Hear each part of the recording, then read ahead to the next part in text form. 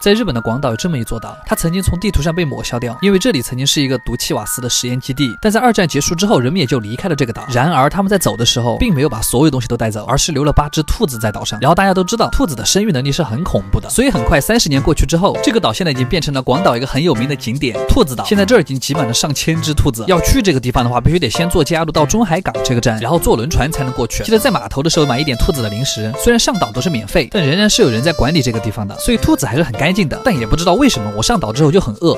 我可没说哈，也不知道野生的兔子是什么味道。但是不管你在想什么，岛上面的兔子是不能抱走的，也不能把别的兔子带到这个岛上放生。你们看这只兔子多可爱，我们就给它取名叫 Yuki 酱吧。但可惜还没有煮熟。Yuki 酱就开个玩笑，这是牛肉。兔子岛上面现在除了很多的遗迹，现在还有了很多的博物馆和温泉旅馆，所以现在已经吸引了很多的游客过来玩。它也不再是那个以前被地图上抹去的地方了。有没有感觉这个地方好适合情侣来啊？推荐大家早上的时候来，因为早上的兔子是最活泼的，还可以自己带一些胡萝卜和包菜，但是记得对小兔子温柔一点哦。好了，阿基推荐指数9.5分，特别可爱，卡玩意儿。我一个日本朋友告诉我，河豚在日本就是小吃，然后这个所谓的小吃吃了我3万多，所以我就把他拉黑了。但我们今天还是来看一下这个日本的传统的剧毒料理巨贵料理吧。一进门我就觉得自己已经没有办法回头了，这看起来好像不太便宜的样子呀。菜单全是手写的字儿，整个菜单也只看得懂那个价格的数字，甚至没看到一个3位数呢。几个伤。然后很快就开始上我们的第一个菜了，一份叫不出名字的河鲜拼盘，开动吧。第一个应该是生的鲍鱼，这个特别脆，就是有点硬，可能是我牙不好吧。不过这个龙虾还是挺好吃的。藕片里面像的是肉松一样的东西，这个好像是明太子加章鱼肉，味道酸酸的，比较奇怪。敷衍完前菜之后，就是我们的第一道主菜了。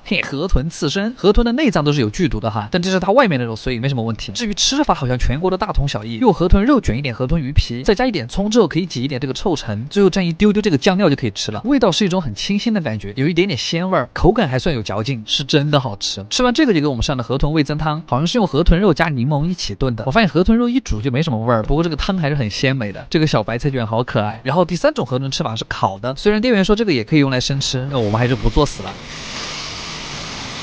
不过河豚肉特别嫩，每面烤5秒就够了，那种河豚独特的鲜味一下就出来了。再挤一点臭橙，又是一个味觉爆炸。吃完这个我以为结束了，没想到还有第4种吃法，就是河豚天妇罗。河豚旁边是青椒和秋葵，这块就是河豚肉最多的地方。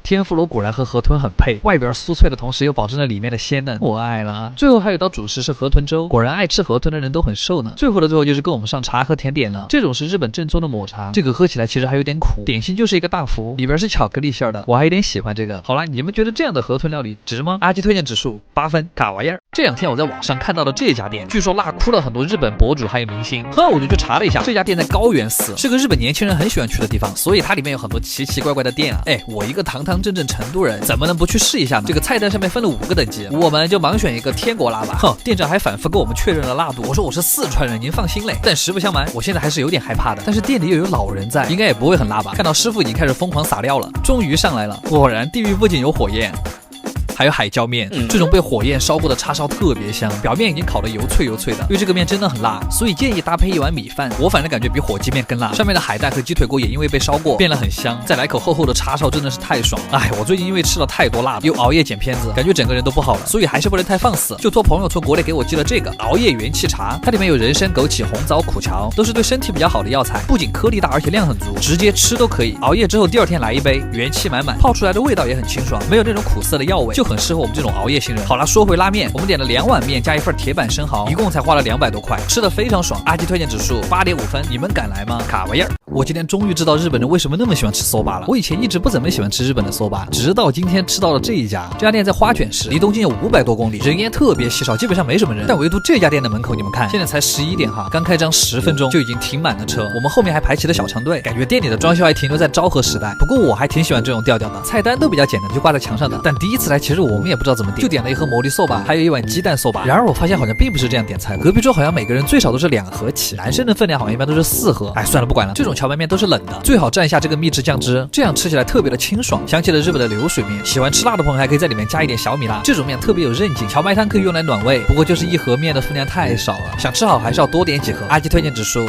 8分，卡玩意儿。我发现日本人的欲望真的太低了，以前我一直以为他们是不想消费，现在我才知道他们是真的穷。就拿我的朋友石井来说吧，和我一样住在东京，日本的首都，刚毕业1个月工资大概13000，扣完年金社保到手差不多1万块，然后扣完房租水电气话费之后还剩5000，所以这剩下的的4、5千还要拿来吃饭和社交。就你跟日本人别说存钱了，就连花在自己爱好上面的钱都很少。去一次居酒屋就要花300，理一次发就要花200，吃个寿司还要花个3、400。所以我周围的日本人大部分都是月光。然后我就发现这和我们中国人的思维模式差很多。我反正是每个月工资到账之后，都会先取几千块钱出来存着，然后再是别的花销。多少存款决定了多少的安全感。我记得有一次我跟我的日本朋友看了我的存款，他们甚至都不信。其实存钱的意识从大学就开始了。刚开始的时候我还在盲目的跟风基金定投，然后真的是亏爽了。不过还好坚持下来了。现在闲钱多了，投入也多了。不过还是要提醒一句哈，千万不要盲目的跟风，慢慢变有钱的感觉虽然很好，但是一定要有了知识储备再去理财。我把我的理财干货都放在评论区了，希望能给大家一些启发和帮助。好啦，所以你们有存钱的习惯吗？我还有点好奇你们存了多少。卡玩意儿，听说在日本有一种鱼叫做幻之鱼，但怎么又换了？好像是因为见过它的人很少，吃过它的人更少，所以我又去查了一下，日本这么大的海域，能捕到它的地方却只有那几个。离我最近的那个点都在伊豆，一个3面环海的半岛的最南部。哇，去的路上感觉瞬间快到夏天了，又到了吃海鲜的季节。我们开了6个小时才到，如果不好吃我就去跳海。这个店是一个海边的小别墅，如果要吃这种幻之鱼的话，还要提前几天预定，因为店长才会出海捕鱼，所以自然价格也很感人。是不是食材越高级，菜单越简单呀？哇，就是这一锅了。可惜我们只能点这么多了，因为它是限量的。在开始料理之前，还跟我们讲这个鱼的来龙去脉和料理它的方法。这个鱼肉看起来很奇怪，感觉一点都不像是鱼的肉。煮好了之后，鱼骨里面还有很多的油。老板说这种鱼油特别的珍贵，蘸一点酱料我们就来吧。这个肉吃起来特别的紧实，它肌肉和脂肪的比例很特别，和别的海鱼完全不一样，嚼起来的感觉像是在嚼鸡肉，但是海鱼那种独特的鲜美又很强烈。哇，只能说很值得一试这个味道。吃了这个之后，我们又追加了一份海鲜冬，这里面的刺身都是刚才从海里钓起来的。好的，我觉得我不用去跳海了。阿基推荐指数9分，卡玩意儿。大家都知道东京是一个扭蛋和盲盒的聚集地，所以我们今天就来试一下1万日元，折合人民币630块，可以在东京买到哪些盲盒和扭蛋？走吧，第一站还是我们的垃圾优惠馆。这家店是我最喜欢来逛的，这里大部分的扭蛋和盲盒都集中在4楼，这几面墙都是盲盒，你敢信？一眼锁定了这个宝可梦的盲盒，今天就直接拿一套吧，放一套在家里真的太爽了。在国内很火的一些盲盒，这里也可以买到。我发现果然宝可梦、蜡笔小新、鬼灭之刃这3个还是最火的。盲盒区的旁边就是扭蛋区了，记得提前换好硬币。我还是第一次拿1万日元换硬币，太重了，我的天！然后你就可以开始疯狂的扭了。第二个我们要去的地方是秋叶原的扭蛋会馆，这里加起来有不重复的500多台扭蛋机，在这儿你可以扭到吐。刚才说到蜡笔小新，那要不我们今天再去一趟蜡笔小新的家？